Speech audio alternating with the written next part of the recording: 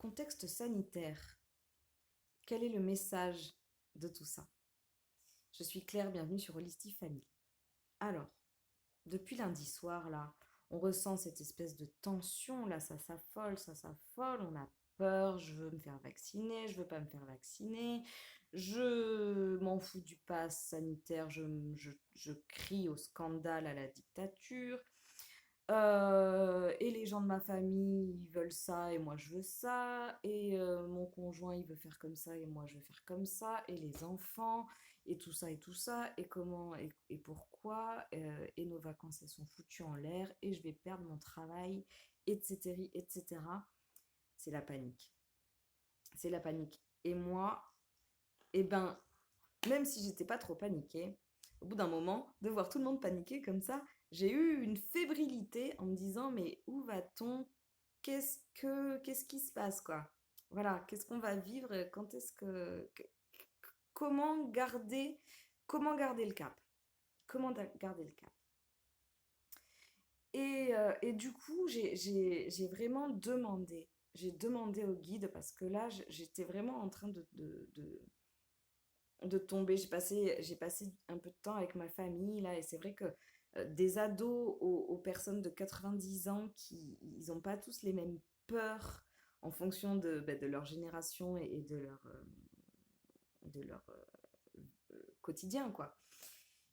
Et moi, j'ai un peu fait éponge là, ça m'a fait ressurgir quelques angoisses, quelques craintes. Donc j'ai demandé au guide euh, comment on garde le cap avec ça. Comment on garde le cap avec ça? Où est-ce qu'on en est? Est-ce qu'on a atteint un point de non-retour? Et en fait, ce que j'ai compris, ça s'articule autour de quatre notions finalement. Quatre notions qui sont importantes et qui finalement me guident depuis des mois, mais que c'est vraiment ces quatre notions qui sont très très très importantes pour garder le cap dans cette situation. Quels que soient nos choix, quelle que soit notre décision, quelle que soit notre vision des choses, euh, et quelle que soit la manière dont évoluent les choses. La première notion, gardons l'instant, restons dans l'instant présent. Restons dans l'instant présent. À partir du moment où nous repensons aux 18 derniers mois que nous venons de vivre, ou que nous envisageons euh, la suite de cette pandémie, nous nous mettons dans dans un état de peur et d'angoisse. Autant que possible, remettons-nous dans l'instant présent. Il n'y a pas à avoir peur. Il n'y a pas à avoir peur. Tout se déroule comme cela doit se passer. La vie est faite de cycles. La vie a toujours été faite de cycles. Tout est cycle. Donc, relativement à l'existence, ça fait 18 mois que nous vivons avec euh, ce virus, mais cette pandémie est un cycle. Et tout va évoluer et tout se passe exactement de la façon dont ça doit se passer.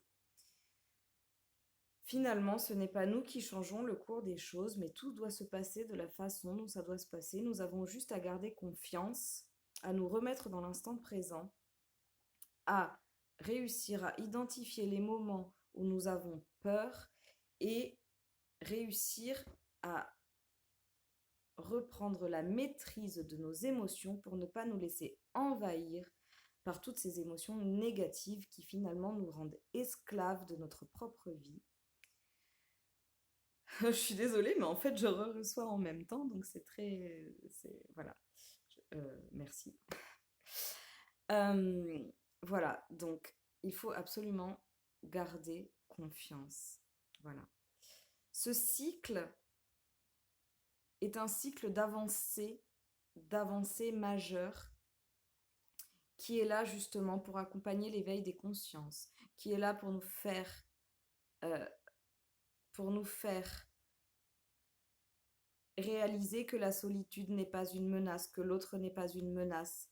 En revanche, que nous sommes notre menace propre, que nous sommes notre première menace.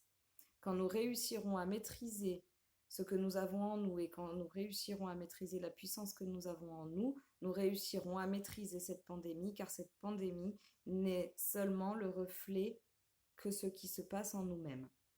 Wow. Ok. Donc, si je resitue, nous restons dans l'instant présent et nous gardons confiance, car tout, tout correspond au plan. Et finalement, nous ne sommes pas maîtres de ce qui est en train de se passer. En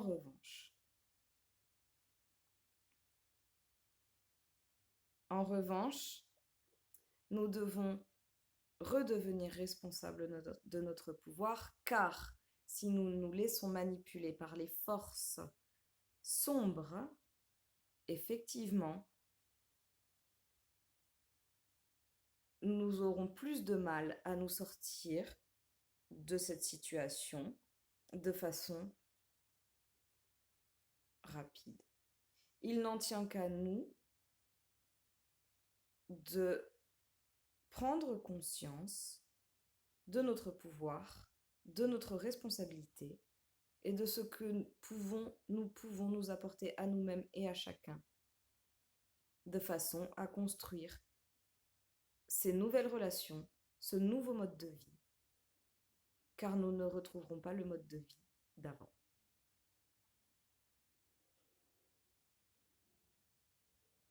D'accord. D'accord, nous ne retrouverons pas le mode de vie d'avant. Et nous sommes responsables de la façon dont le mode de vie qui arrive se construit. C'est clair. Sur quoi est basé ce mode de vie? Ce mode de vie est basé sur l'amour et non pas sur la peur. Nous sommes en train... Ouh, pétard, je suis en train... Pardon, mais je suis en train de vraiment recevoir les messages en direct. Voilà, c'est la première fois que ça m'arrive de cette façon-là en faisant la vidéo. Nous sommes en train de vous faire expérimenter la peur et de faire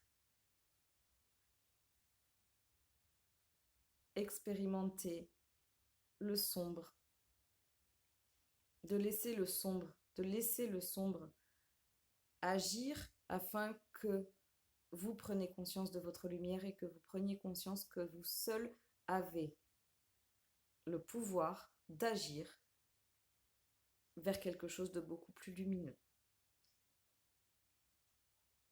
Vous êtes chacun la clé de ce qui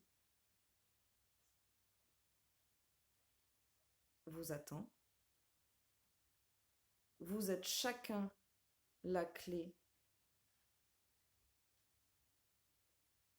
de l'évolution de cette nouvelle humanité.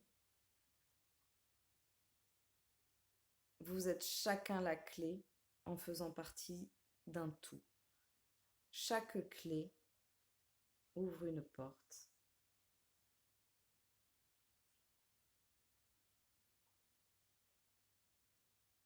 Ok. Chaque clé ouvre une porte. Chaque clé ouvre une porte. Et une porte contient toutes les clés.